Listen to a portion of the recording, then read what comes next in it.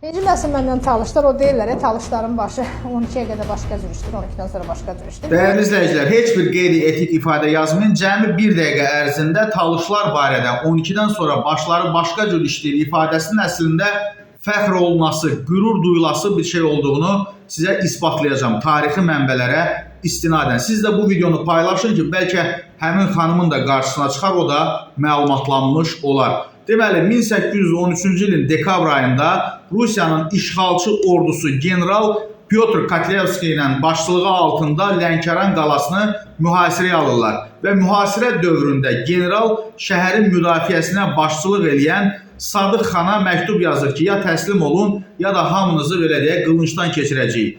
Və Sadıq xan gəlir, dəyərli izləyicilər, qalanın içərisində olan Talış və Türk Qacar döyüşçülərini bir yerə toplayır, soruşur ki, biz Ruslara nə cavab verək, təslim olaq yoxsa döyüşək? Və oradakı döyüşlər, Talışlar və Türklər bir yerdə cavab verirlər ki, ölərik, amma buradan çıxmarıq vətənimizi dərindən sevərək biz çarəsiz və inatla müqavimət göstərməli, ölənə qədər vuruşmalıyıq. Və ondan sonra artıq belə bir ifadə yaranır ki, Talışların başı 12-dən sonra başqa cür işləyir. Yəni, ölməyi seçdilər, amma təslim olmadılar. Və bu arada mən bildiyim qədər Şəfəq xanım da Laçındandır. O da etnik azlıqların çox olduğu bir yerdəndir. Yəni Laçında da Kürdlər məskunlaşıb, mən də Qubaddanam, bizdə də var. Yəni xüsusilə etnik azlıqların olduğu bölgələrdən olan insanlar bu məsələyə xüsusilə diqqətlə yanaşın və bir şeyin də tarixini bilmədən onu kinayə mövzusuna, şəxsi hansısa kimlənsə mübahisəniz, müzakirəniz varsa ona çevirməyin.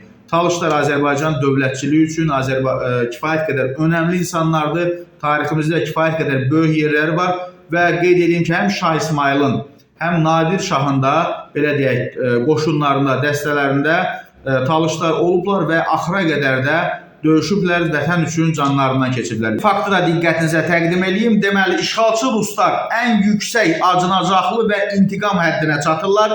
Hətta körpə, çağalar, hamilə qadınlar, kişilər və qadınlar da daxil olmaqla ümumilikdə böyük bir qətliam törədilir. 16.000 Lənkəranlı canından olur həmin bu hadisədə.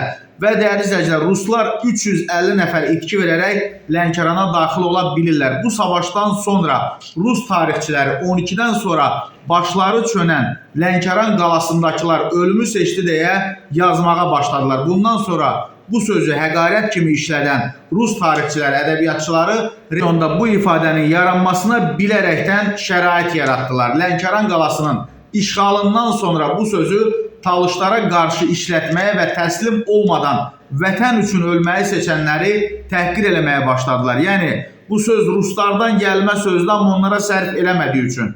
Bu sözü 12-dən sonra vətən üçün ölməyi seçənlərə qarşı başları işləmir kimi yaymağa başladılar və böyük bir təhqirin bünövrəsini qoydular. Söz əslində Lənkəranlılara aiddir, sonradan Talış xalqına qarşı da istifadə edilməyə başlayıb, yeri gəlmişkən məlumat tarixçi alim professor Zaur Əliyevə məxsusdur.